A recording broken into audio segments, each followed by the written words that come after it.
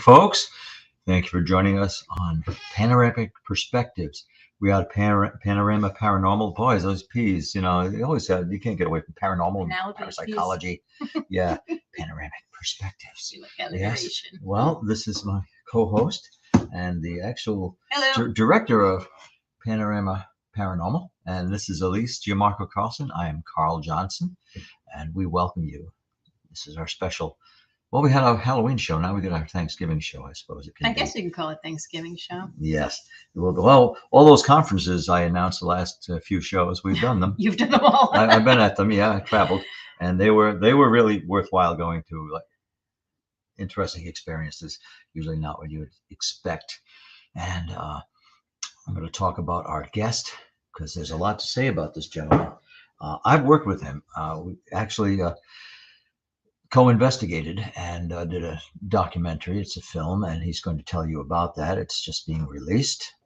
And everything you see is genuine. Nothing was contrived. Nothing was reshot for effect. It's as it happened. And that took place at and around what we call the Conjuring House, 1677 Round Top Road in Harrisville, Rhode Island. Okay. Our guest, Mr. James Brost, is the founder and president of Axiom Search, LLC. I'm going to have to read this because I tried to commit it to memory. I can give you a hint. Okay. And it's a Sarasota-based film company that specializes in providing. Yeah, maybe you better because I got my distance glasses on. No. Providing comprehensive search and permanent placement solutions.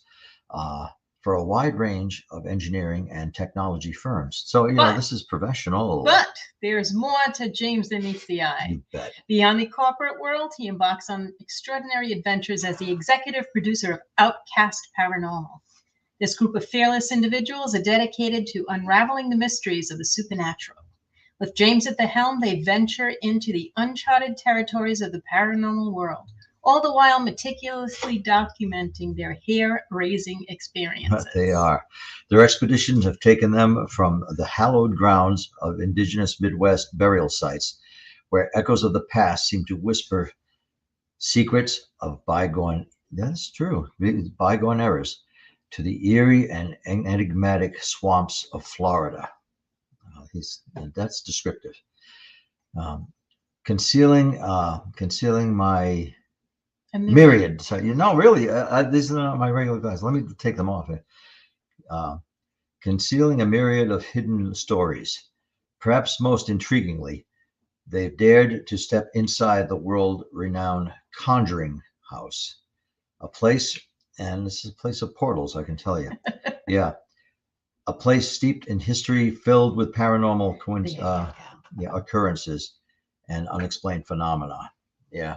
Normally, I could have read that like with one eye closed, but neither eye is really working very well right now. Yeah.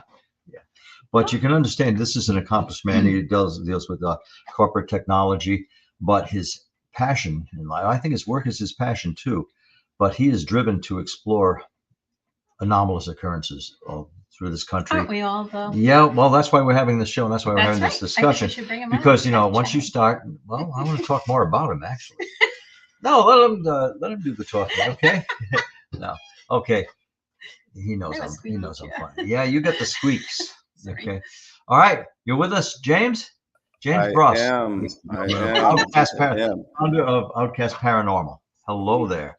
Hello, it's good to be here. Good to see you both again. It's been about a year and a half since we were at the Conjuring House, actually investigating and spending a number. Well, we end up spending 5 days and 4 nights there, I think, or yes. vice versa. I'm not sure, but I was there for 2 days and nights of that. Yeah, that's right. That's right. That's right. And as Carl mentioned, we literally yesterday our film about the Conjuring House and our documenting our time there just was released on Amazon Prime Video yesterday, literally. So we're excited. A lot of again. True to a house like that, there was the major experience, the World Gate, the audio stopped working. Like, everything worked fine. And then when this dramatic experience happened, the camera and audio failed. So that the part we really wanted to capture the most is probably the part we have the least on camera. But Yeah. that seems to happen in these places we go. It's pretty wild. Yes, I wasn't sure how much was just not included in the editing for, time encapsulation or, No, that really, record. yeah, that really just didn't, camera malfunction mysteriously. We've had that happen a few times when things are going down. So, adds to the mystery. Yeah. Yeah, we don't know if some presence doesn't want it documented. Maybe they object to that, or maybe just an overload of that energy that's generated, and it splodges things out. You were there, so. Yeah, that's right. And it's one thing to see it. I think it's pretty dramatic to watch, but to actually have been there and experienced it, it was chilling. It was a different world, a different environment.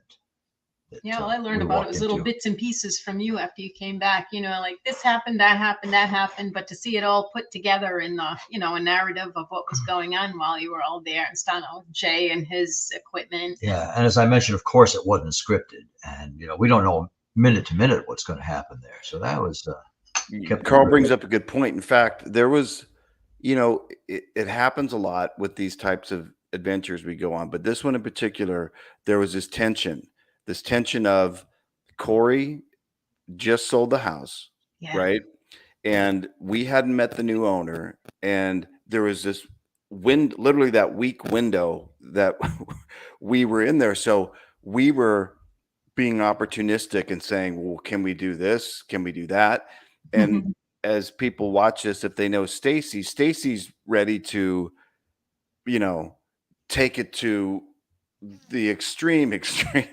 Yeah. And so when asked, it was always kind of like, let's ask Corey, and well, someone else said that Corey said no, and the owner said this and this and that. So when it came time to engage Carl, as far as we knew, we were like, hey man, I think we can do kind of whatever. There was a question mark there. So entering, I guess what we would call the seance scene, it's obviously much longer than you see in the film. It's like an hour and a half. We were probably there for a couple. It just flew by though. It seemed like in ways, it seemed like 15 minutes. In other ways, it seemed long. It's that, like Carl said, we entered kind of a different space. And when Carl was just like, all right, well, here's what we're going to do. And as Carl began to do what he does, you could feel it. It was palpable. And then Carl asked for a knock, and it literally knocked back.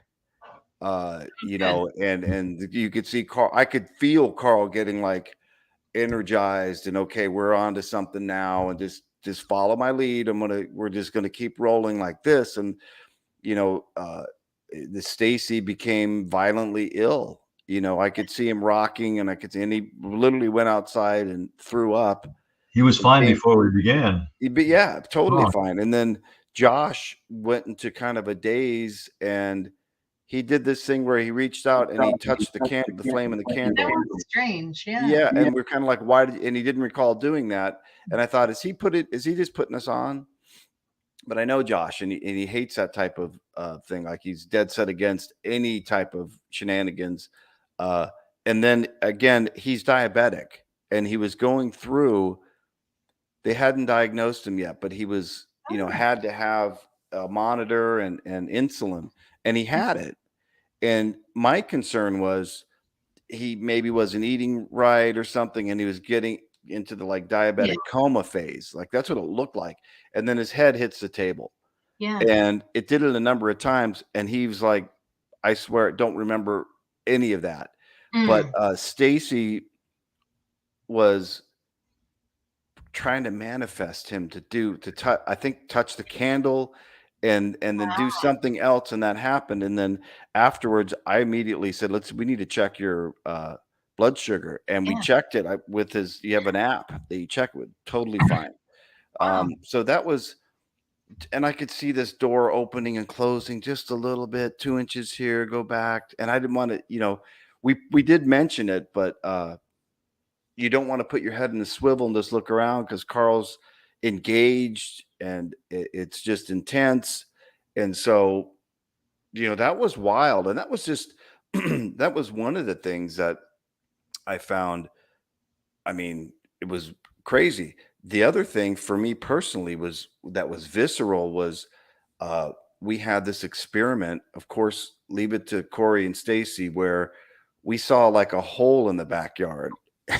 We said, Corey was convinced. We're interviewing him and he's like, I think it's not just the house, it's the earth, it's the ground, it's the land.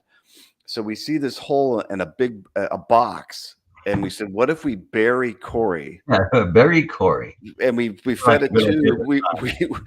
We constructed really a coffin and buried him in it and put a little like camera and tube through a tube and mic down there, and kind of doing to where he's asking questions of, whatever this is. And then inside the house, we have RPG submerged in that freezing well, 17th century well in the basement, because that's the water. And they're both in the elements, and they're both below ground. And he's asking questions. And Bill and I are in the library with the crew, hearing what's being fed in. Like, we're asking questions, they don't hear us. And then they elicit the responses. So we're seeing if what we're asking is being responded by spirits or whatever from the well or the grave. Well, so bury Corey Heinzen in a coffin outside in the yard and put him down in a well, which begs the question, why the title Outkast Paranormal? Yeah, you get to get the vibe. We're like the island of misfit toys, right? We've all got a history. Like, I've got youngest of 8, went down I explained it. There's another film I have out called Sitonga, Bigfoot, Spirits and Faith. And that's also on Amazon. And it's referring to a Bigfoot investigation, is what we thought it was, started as on this Indian reservation. But I kind of narrate, I kind of tell my story. And I had a troubled, past. We all are, like I said, a little broken in many ways, but have this. That's why you hired me for that seance? That's right. You brought me in there. Yeah. We like, let's bring in the guy that collects broken toys, Carl. Yeah, right. And so anyway, the Outcast seemed to fit, right? It just seemed to be like we kicked around so many names, and then when we heard it, we were like, that pretty much sums it up for us. So that's what we rolled with, was Outcast. I've always liked it. I remember that name. Yeah. And when we're doing this experiment in the well, we're hearing the responses, and then literally a light flashes above this dingy chandelier, and it flashes brightly, and we're looking, then you immediately look at the light and think one of the bulbs went out, and you know how they flash before they go out. But it was much brighter, and all the cameramen, and it didn't come from there, it came from off and above. And we actually sat for half an hour afterwards and tried to debunk it, and replayed the footage and put lights at a different angle. And the most visceral thing that happened was right after that flashed, static. I was engulfed in static electricity, and the hair on my forearm stood up, the hair on my head, I could just feel it. And then I looked at Bill Brock, and he's like, yeah, I feel that. And the cameraman, Kevin, it's like, do you feel that? So we all felt this static filling the room.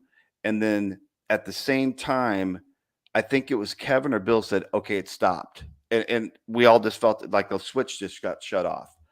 And when we talked to Corey about it, he said, that's actually the stuff that happens a lot. Like that I get a lot of that here. But for me, it was like that tangible, my hair is literally standing up and I feel engulfed in static. And there was like an EVP kind of session or a spirit box session going on at the time, and some names popped up, and you'll have to see in the film. We do include that in the film. So that's, again, compelling. And we had elements of one of Jay's crew, right? And both Jay Prather and um, Austin and his son Justin have been part of making experimental equipment for the paranormal. And his ITC Institute, that's what he does. So we brought him to create this World Gate experiment. And Jay's a character. So Yeah. we're talking on the phone for maybe weeks before this experiment. And as he's rattling off the math behind it, the uh, history of what this experiment is supposed to accomplish. At the net of it is collectively we're going to try to open a portal. But explaining the math behind it, the positioning of the people, he needed our birth dates, he needed all this information to position us strategically around the house to play a frequency It and was have well us. thought out. Yeah. And I was glazed over a few times when after 20 minutes of Jay explaining it to me, and I'm like, just tell me what to do. But he even sent all of us a video on, and it played a frequency that you need to Right. condition yourself to get into. Yeah, I did that in my notes, in fact. Yeah, a meditative state to get Explain. everybody in the same frequency and visualize the same thing, and then at a certain time open the door. Yeah, he Well, said speak and generate like a frequency between 4 and 7 hertz, that's correct. a lower than we're accustomed to, a lower frequency. Yeah. And so we did it twice actually, because the first time, which you'll see some of the post interviews of what we all experienced, that was what we experienced. Well, the second time we did it, uh, I, for me, it was pleasant. Like I had pleasant imagery. It was pretty cool. Richard upstairs, I hear a big thud, and they had the bright idea of, I know, because it's a land, let's take these rocks from outside and hold them while we're doing this.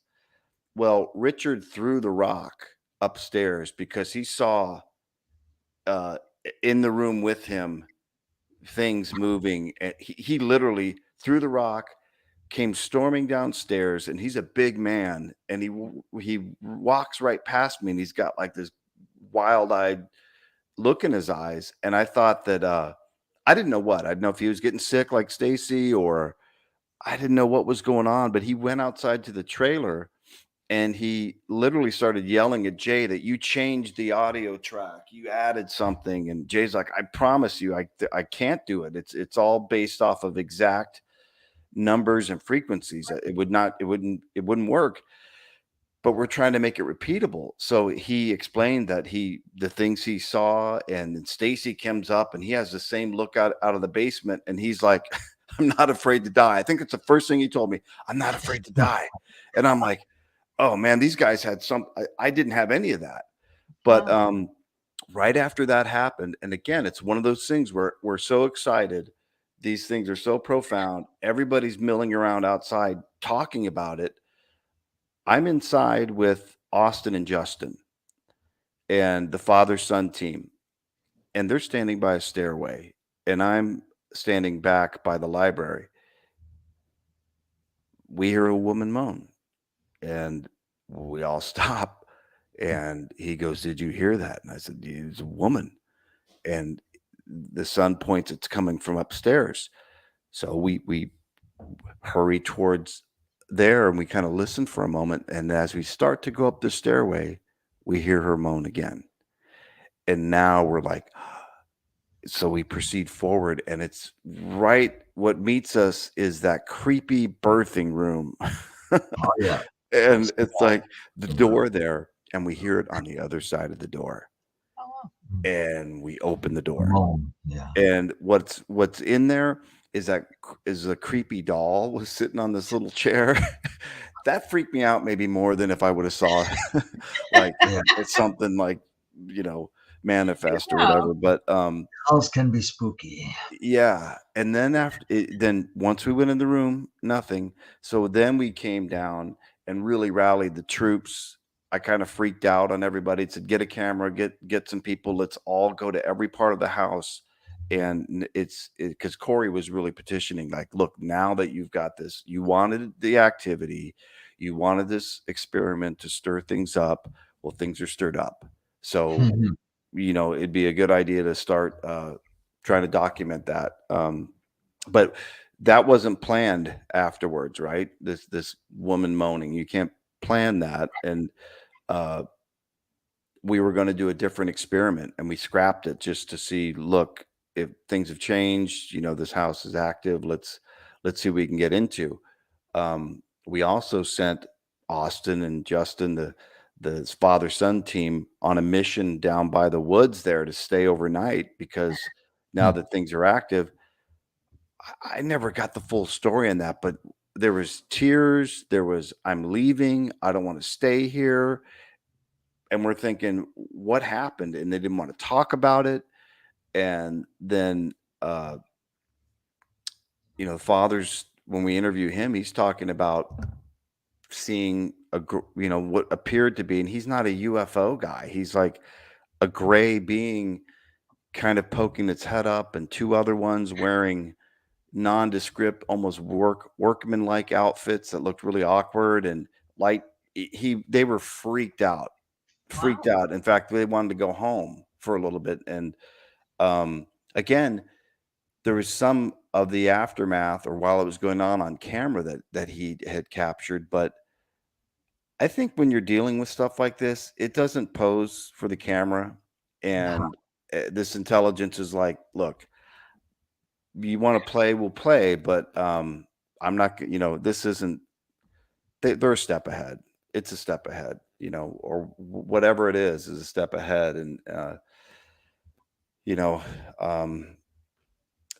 everybody walked away from that kind of thinking, okay, well, maybe it's not just the ghost of whatever, or a spirit, or what do you call, let's define spirit. Let's define what, interdimensional. What does that mean? That could be construed, or behavior that would be indicative of like a spirit, but yet is it, if these other elements play into it that we identify as something else. So right, because 90% of people that go up there are looking for whatever's remaining of the people who lived there from 1736, or maybe a few years before. That's the mode there, and basically. Yeah, look for the ghost of previous inhabitants. A term I've applied is not so much extraterrestrials, but ultra-terrestrials. Yeah.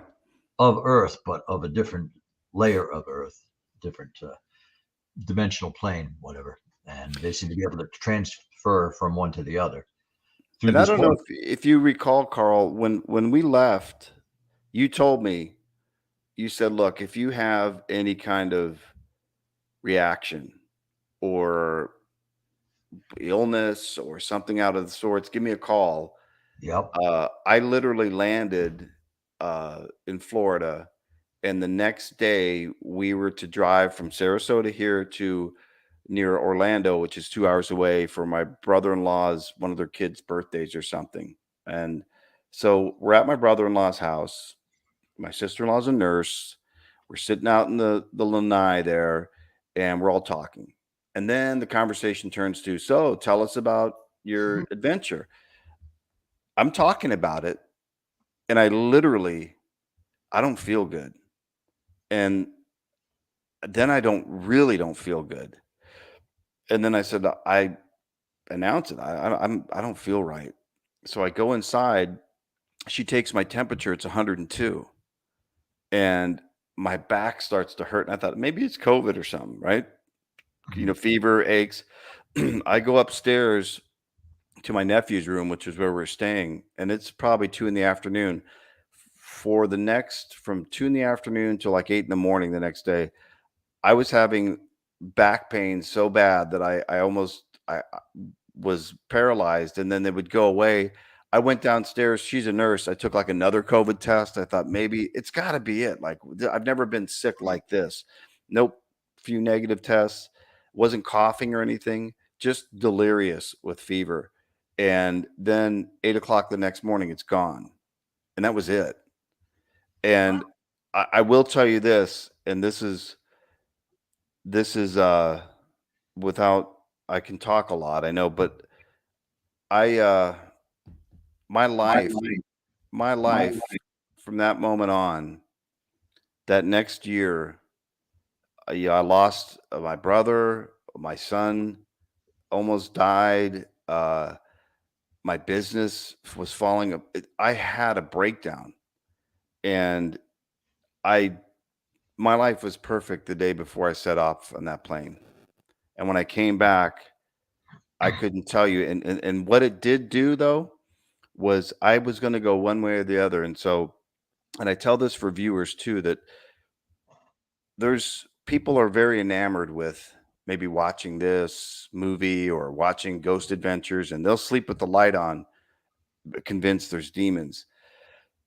But what they won't do is say, well, our whole notion of demons, devil in the West anyway comes from scripture. Like it's just rooted in there. That's where they heard about it, and but they don't want to look at the light side of it. Like you can't have one without the other. You can't say, well, there's only darkness or there's only this, and there's no other mention of the authority or authenticity of scripture. And it put me on a year and a half deep dive working with a theological professor and pastor he's got 2 PhDs and 3 masters.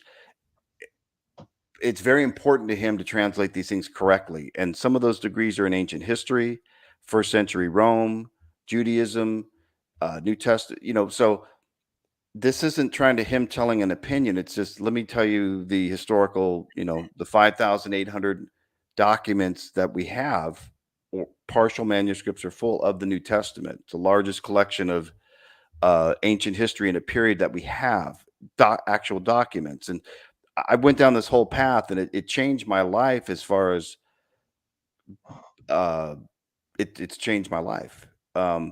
So I just caution that sometimes people, when they poke around and want to play Ghostbusters, you might get more than you bargained for. You just for me, I just believe that to be true. I believe that there's something to do with it because it happened in that chronological order. Like great, then Right. just a series of events, and again, it could be all coincidental, but it was more the feeling inside I got that You intuited that there's yeah, something that brought yeah, this all It's together. the catalyst. yeah. Yeah. Does that make sense? And maybe It does Carl, to you've me. had experience. I know Right. you've had experience with that I can before. liken it like going into a tunnel, and you get into the tunnel to explore, and it's like there's no light in here. I kind of wish I hadn't taken this route. Now I got to find my way out. Where's the way out? But you keep pushing ahead till finally you see a crack, you see a light up ahead. And in the end, like, was it worth it? Was it worth the stumbling and falling and looking, groping for the light, being uncertain I'd get out? And then you do emerge, but with experience. And you have to assess, was it really worth just to learn more? But that's what we do as a species. We're just driven to explore, to find out more about our origins, our environment. Why are we here? Where are we headed? What's destiny? And sometimes it's a rough road. Yours meandered some. What a profound experience this has been for you. Yeah, it really has. It made me reassess what I'm willing to do and not willing to do, or how I approach these type of things. So Which do you still approach these type of things? I haven't since, but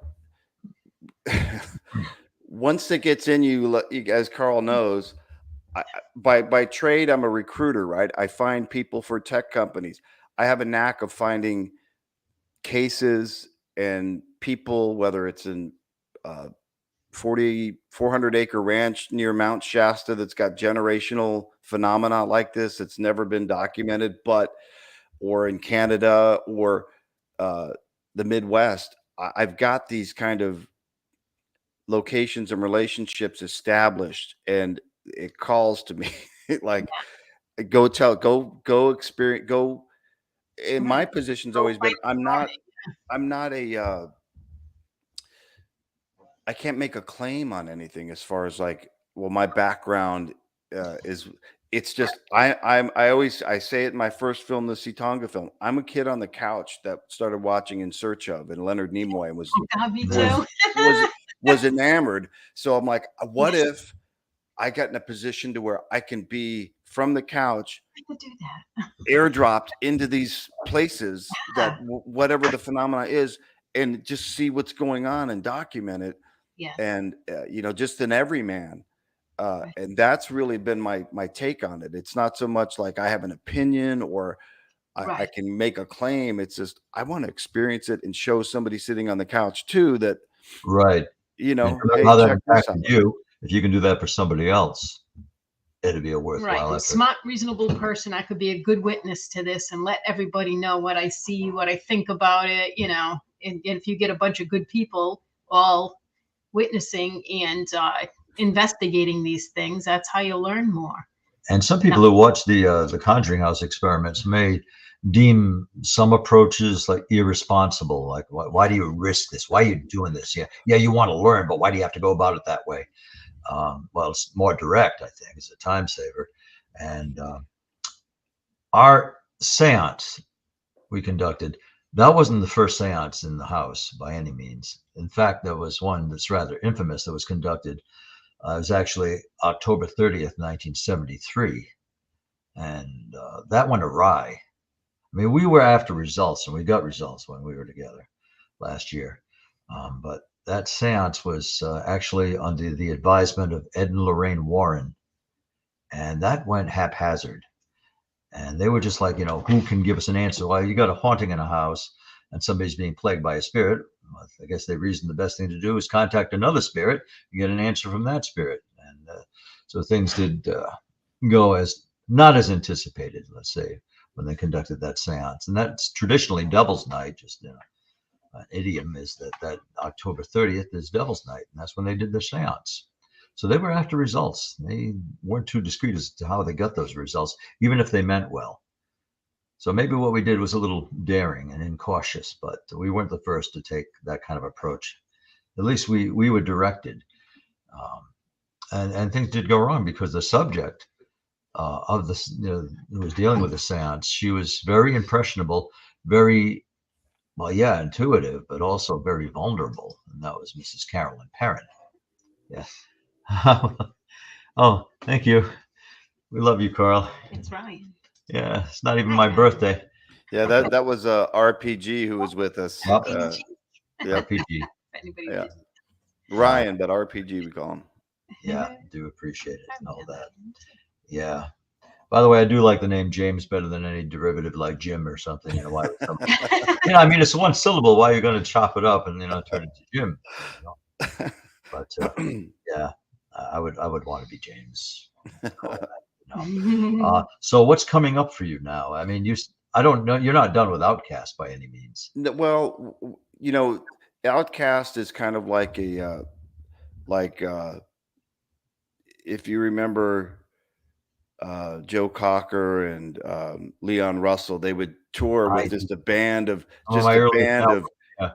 it could be anybody coming in, and it's an open door, right? So there's a new season or new iteration of probably people that'll do that, but I really have my sights set on you probably remember Betty and Barney Hill, their abduction case. I met Mrs. Hill. I met Betty Hill and spoke with her. I sat down and spoke with her for quite some time. Of course you did. I knew.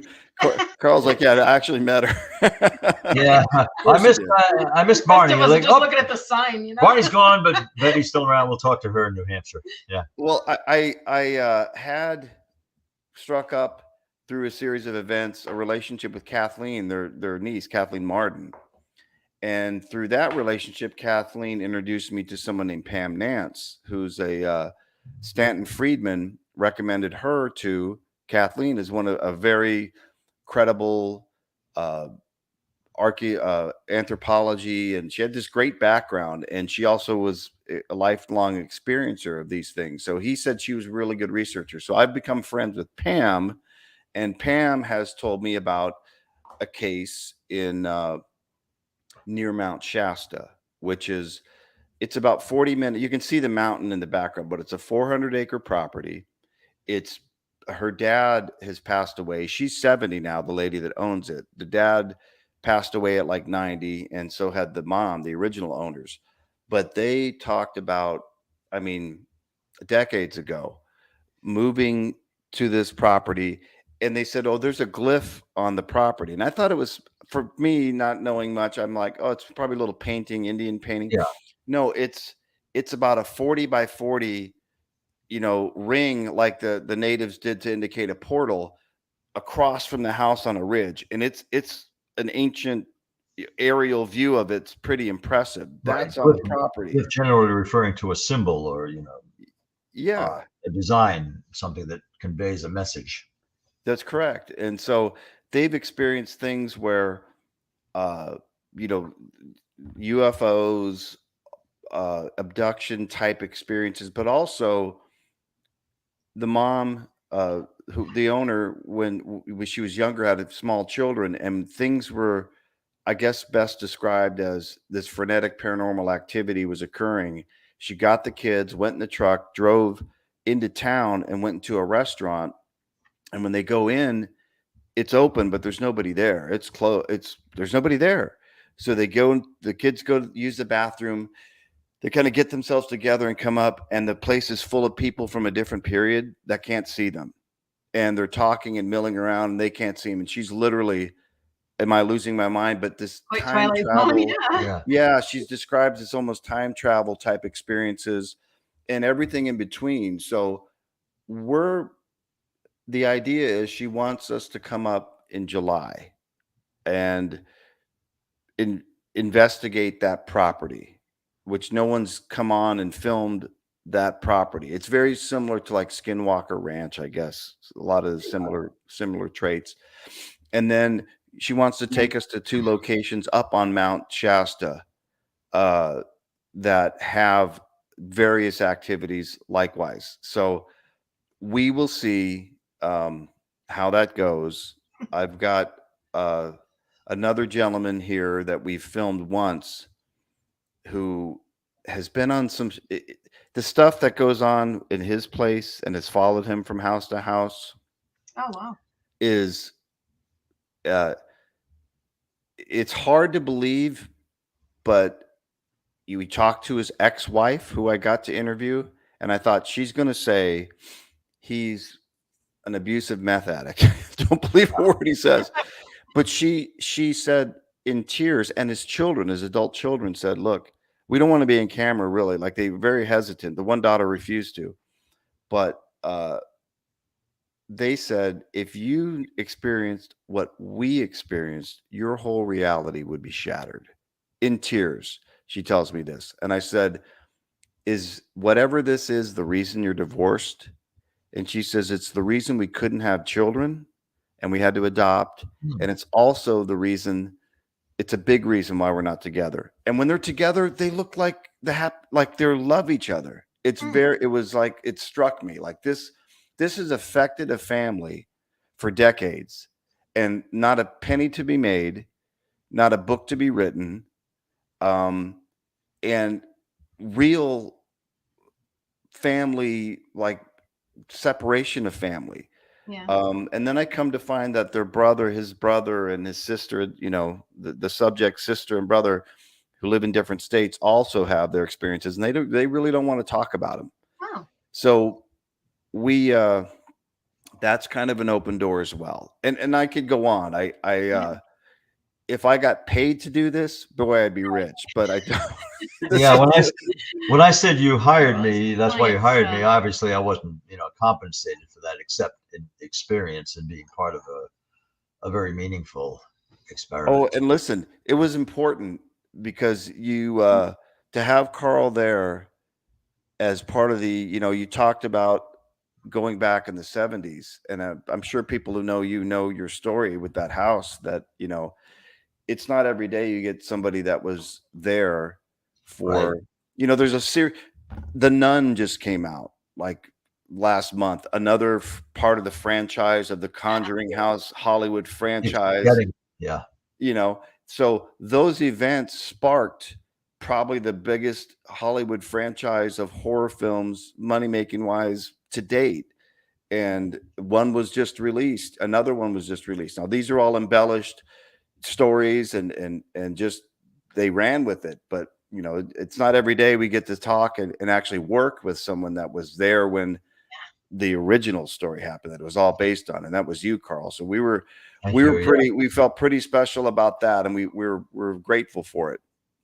Right. I wonder if anything like that will happen in the Conjuring House again. I don't foresee it, you know, because this was on the threshold of like ownership changing, and it's a business now. It's an interesting place still. It still has, of course, activity, but it's always open for tours, and I don't see any break in that.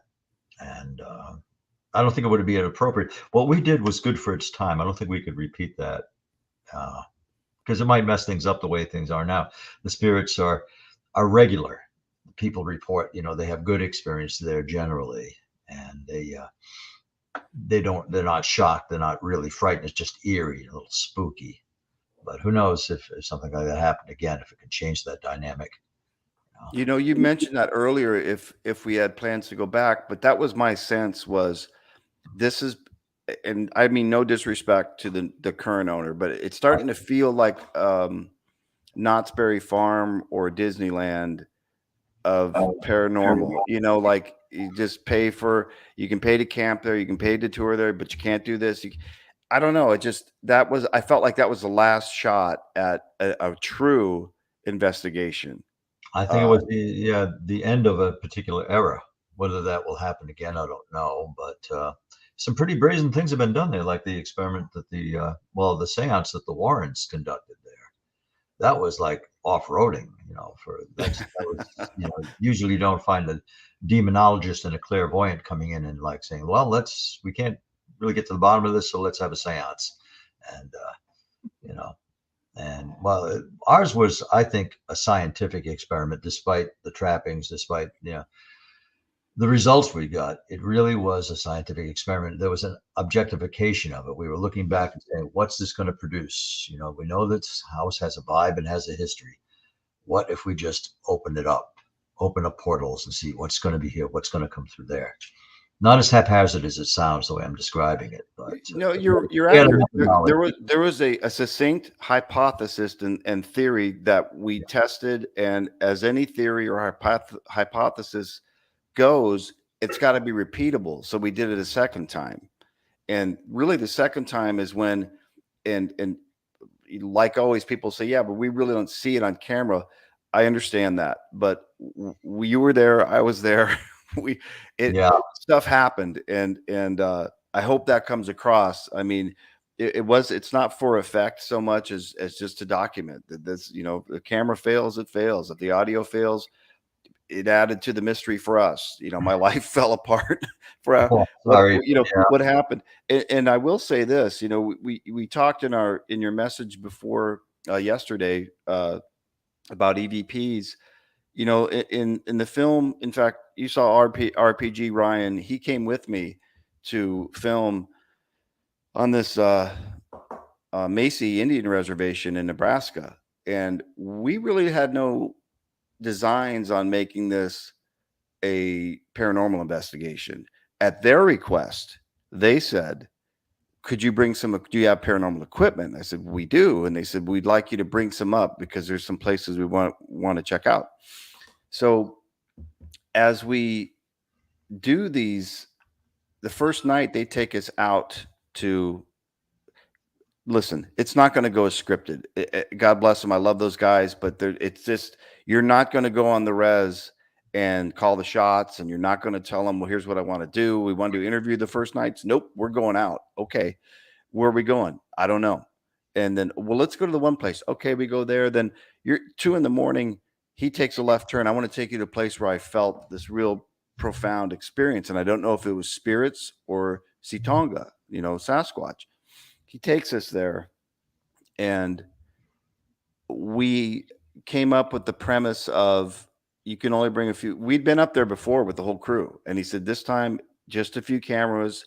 You can't have it like the circuses in town. It's got to be, low key. So we did that. And I said, we're not going to do any of the techniques that we would do on a show or investigate. We're going to do what works for you. What do you do? He's like, I pray. Then cut the cameras off. Let's pray. And as he's praying, we've got this tall dead grass in front of us, sloping down to bare timber because it's 19 degrees. It's winter, and you can see everything. Moon's out. So he's praying. We hear someone walking through the grass right in front of us. Step, step, step. He stops praying. It stops. He does it a couple times more, and I hear another set of footsteps. And I said, do you hear that? He said, yeah, that's them. They're, you can't see them, but they're there. And it was a man walking, and we put the light on. There was nobody there. And then he said, he nudges me and he's like, say something, James. So I'm like, okay, I'm a visitor here. And I go through my spiel. You can touch me, whatever you want. Right after I say that, any way you want, I start trembling. And it's almost like the static I felt in the library at the Conjuring House, but more trembling. And you could see it's 19 degrees. There's sweat on my head. I think I'm going to faint. And I hold it together. And then he says, let's do this. I'm going to make a noise. You make a noise. And he's talking back and forth in his native tongue and in English saying, are you spirits or are you Sitonga? I don't like when you do this to my friends. We've talked about this before type conversation. And then he stomps on the ground and says, I made a noise, your turn. And the second he says your turn, you hear these two grunts, and the grunts, we only had the one camera with the little mic on it. And he was furthest from that grunt. So you don't hear it real well, but we replay it. But when you're there, 10 feet away, something just grunted at us and there's nothing there. So we left that going, I didn't expect anything to happen. It's like when Carl said knock in the seance and a knock back. I didn't expect that. So I'm in the truck and I'm going, wow. And he's just smiling. Barry, he's just smiling like this happens all the time. And then RPG conversely was with Barry's brother.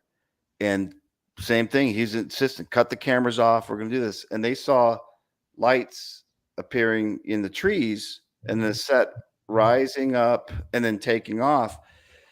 They went back the next day in daylight to make sure it wasn't house lights or whatever, but there was a slope that would block any houses in the distance because you're out in the middle of nowhere.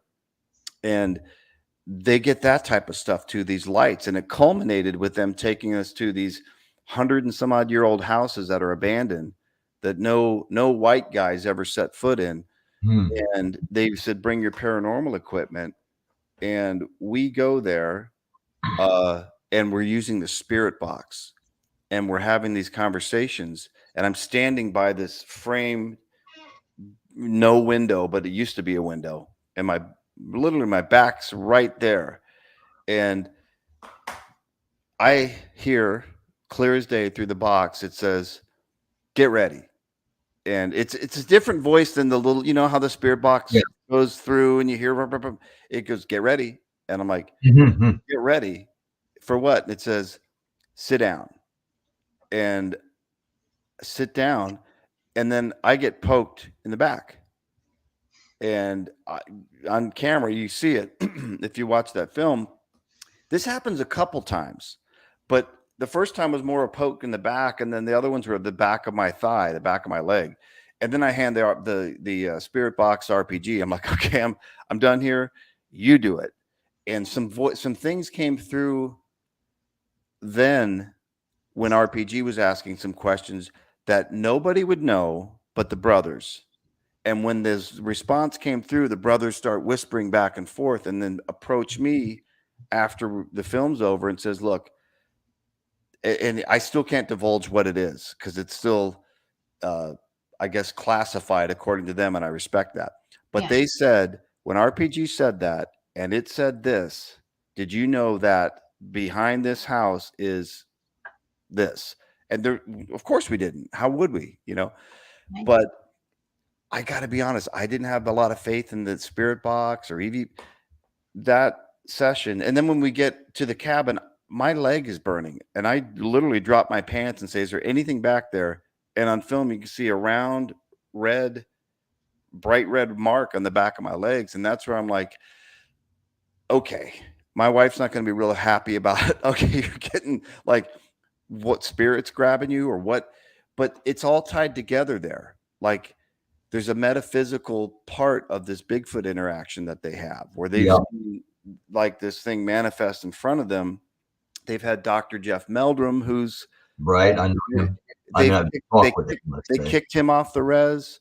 They kicked a bunch of people off. They had film crews that they said, nope, we don't want you guys. And we endeared ourselves to them. We built a relationship, and I still have a relationship. And that's another one. They really want me to come back because there's much more to this story, and to reveal, I guess, the drop the mic moment of this story would entail them to go against maybe the tribal council and things that would create a problem for them, according to them. So there's this tension, there's constant tension there, but that's the thing that like I can't get away from. It's like I really want to be the one to go up there and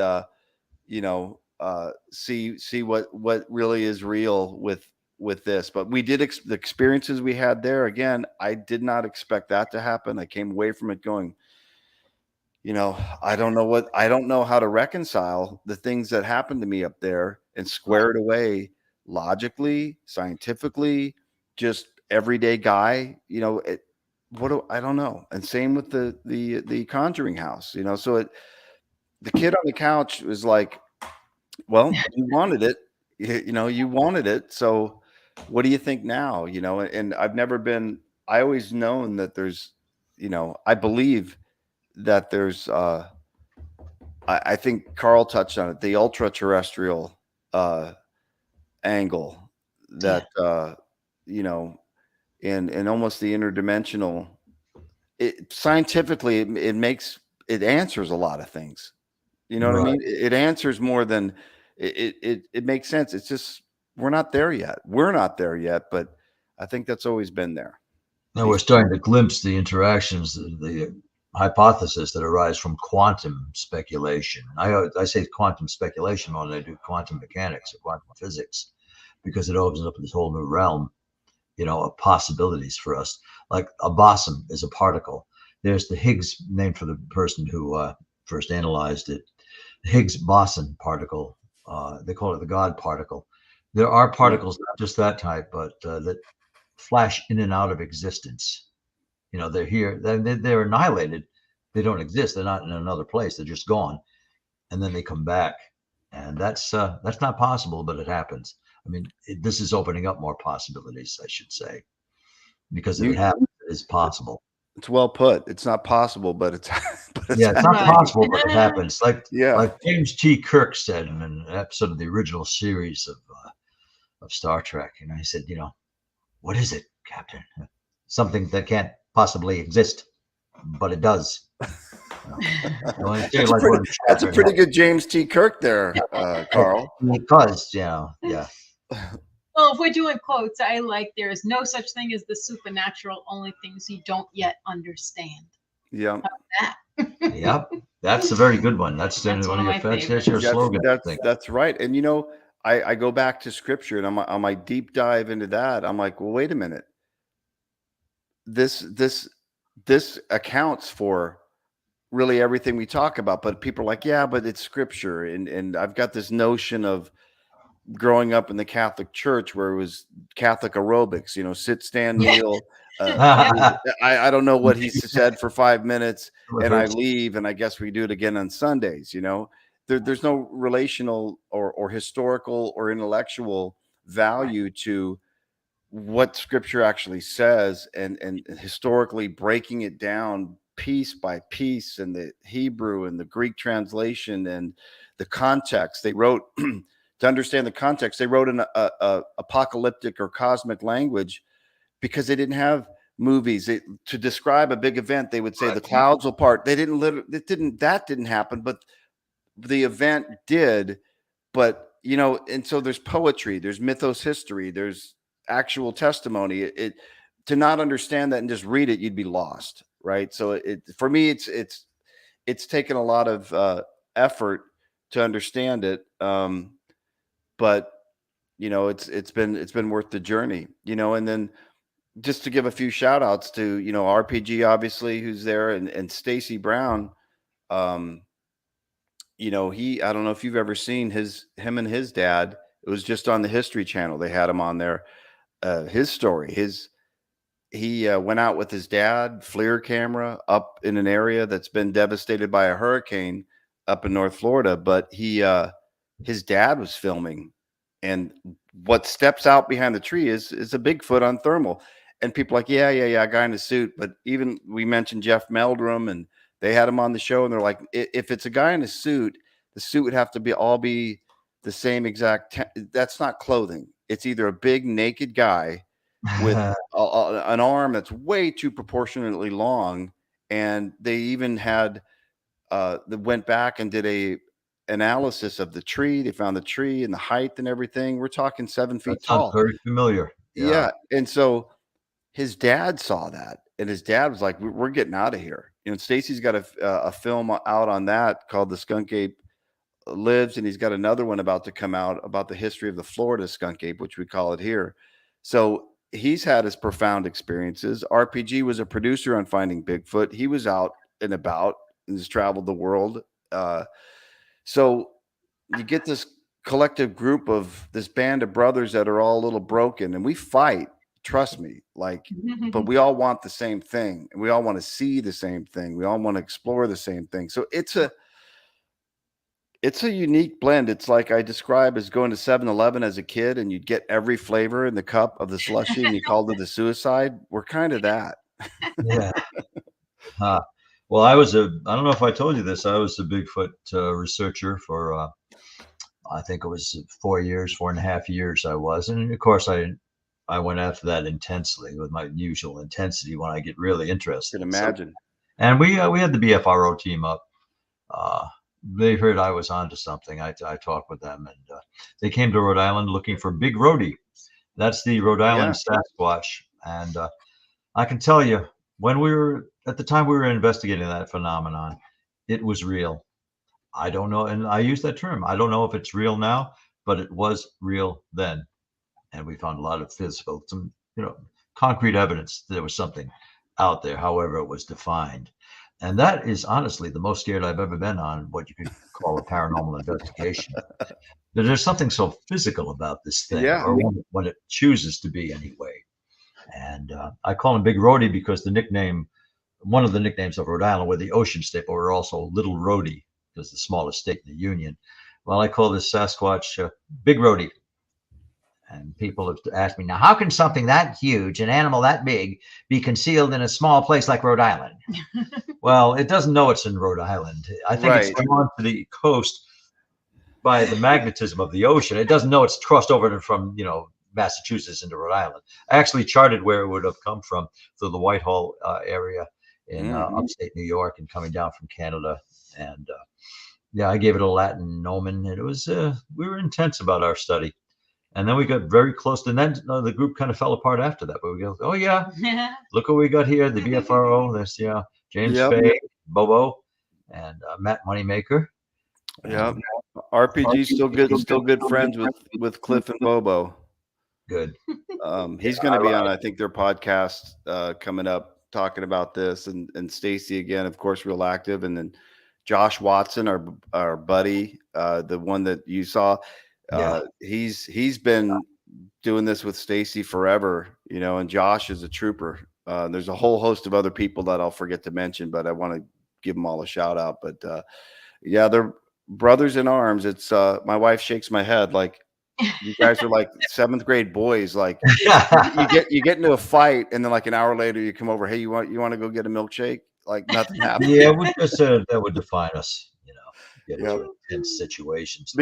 But I think the truth is we all know in our hearts that we all want the same thing. And there is that connection there that we'll go to places and do things that we've all got movies out, and even if who knows how popular they will or won't be, but to say you did it, and to say you lived, and to say you actually explored these things, not a lot of people can. The population walks around and says it. Not a lot of the population wants to, but everybody thinks they want.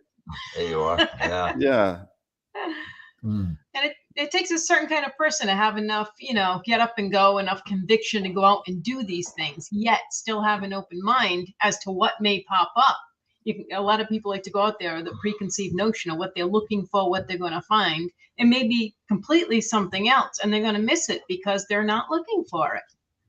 That's Instead right. of just having an open mind and saying, "Oh, it's this. It's not what I thought." Yeah. Well, in my experience, I was estimated maybe just over 10 yards away from this animal, this biped creature. And that's what I'm guessing from the sound, the dynamic, the Doppler effect. And I didn't want to be any closer to it. I knew I'd be analyzing my actions later, but I just, and I stood my ground for all of like 30 seconds or so. And I didn't want it to be any closer. I said, I'm not going to run. I'm going to walk pretty fast, but I'm not going to run away from this. And I was just so terrified of the idea of these red eyes coming out of the darkness in this path, this watershed area, which is what I think I would have found. And another thing, I was being respectful of the creature. It was obviously doing that to intimidate us. And then Matt Moneymaker confirmed that. He said, the males will do that to drive away other males, be they human or more of its own kind. And I didn't want to insult it. I didn't want to say, you don't scare me, because it was scaring me anyway. But well, listen, and the thing is, I believe that there's an interdimensional component to them too, because of the lights, the UFOs, the almost paranormal activity surrounding them. And the fact is, while there's physical evidence, we're never going to get one in the zoo. You're never going to, if they want it, it's like, why would that animal be that elusive and have these special abilities? I think they're all connected, and that's really, I think, a common theme, and we've experienced that. I mean, we went with a group on the subject. Yeah, I said this thing, it does exist. It is real. Of that, I'm convinced, and I'm also convinced you'll never have a viable living specimen. Yeah, it won't be caught. It's contradictory, but it won't. I agree 100%. Yeah. Well, we are out of time, but I would gladly keep this going for another half an hour if we could. But we've had our interesting conversation. It's like we touched on watching the movie. Yeah, I mean, we only had like 10 more minutes. I got up to this. Yeah, I got up to this interesting seance that was conducted there, and there were two. There was one that Tuesday night, and there was one which a lot of activity, but the gangbuster was that Wednesday, and I think it opened up more questions than it answered, but that's fine. That's what we were after. It always does. That's what keeps everyone coming back. That's what keeps us coming back. Okay. Convergent phenomena where you have UFOs and what you'd call Bigfoot and spirits all in the same sector. Yeah, you really got to be open-minded to consider that. The land. Yeah. Yeah. Okay, well, we'll certainly invite you back again because this is part one of maybe 3. Thank you to everybody who tuned in tonight. Right, thank you so much for watching us. And don't forget to like and subscribe to this channel, Dead Air Full Spectrum, for not only our show, but a whole host of great shows. I'm glad you always remember to say that because I'm usually in the middle of a sentence when you're wrapping up, but it's good that, Dead Air Full Spectrum. We're thankful for all the people who listen to us, and thank you to Ken DaCosta for keeping us all in order, as usual. Yes, Ken DaCosta is that invisible man that makes things, a troubleshooter, makes things organized, brings it together. He does a lot for bringing people together. Help push us to 3,000 subscribers. Nice. Like, share, and let your friends know. And if need be, we'll have James Brost on again to get you back. Yeah, may have more questions. Absolutely. I mean, the story will continue, and for those that want to see some of this stuff, we'll have they can go to Amazon Prime Video, look up the Conjuring House experiments. You showed a snapshot, Satanga, Bigfoot Spirits and Faith. We also have 2 parts out of the Skunk Ape experiments. So there's about 4 out there. The third trilogy of that, the final Skunk Ape Experiments 3, which was all filmed over like a course of a week here in Florida. But so plenty to watch from us. It might not be everybody's cup of tea, but then again, we're not trying to be. Yes, and I should come down to your sector. Maybe then I'll be out. Yeah. Open door. Open. We'll put you up. We'll definitely. In fact, there's a place I do want to take you. So that you think you could definitely add some value there for sure. I want to test myself. I want to see if I can take those few steps toward that creature or whatever I find. I stood still. I stood my ground, but I was not going to approach it. And again, I felt it would be disrespectful to like show it up like, oh, you don't scare me. Well, of course it did. And it had a reason for wanting us gone. We're humans. We disrupt things. That's right. Yeah. Well, thank you. Thank you, James Brost, and all who contributed to the show. And I will talk to you again. If you want to hang around a little bit later, you can. But good night for now. Good night for now. Thank you so much, both of you. My pleasure, and I appreciate you having me on. Yeah, we will again. All right. We'll talk soon. Bye-bye. Bye-bye.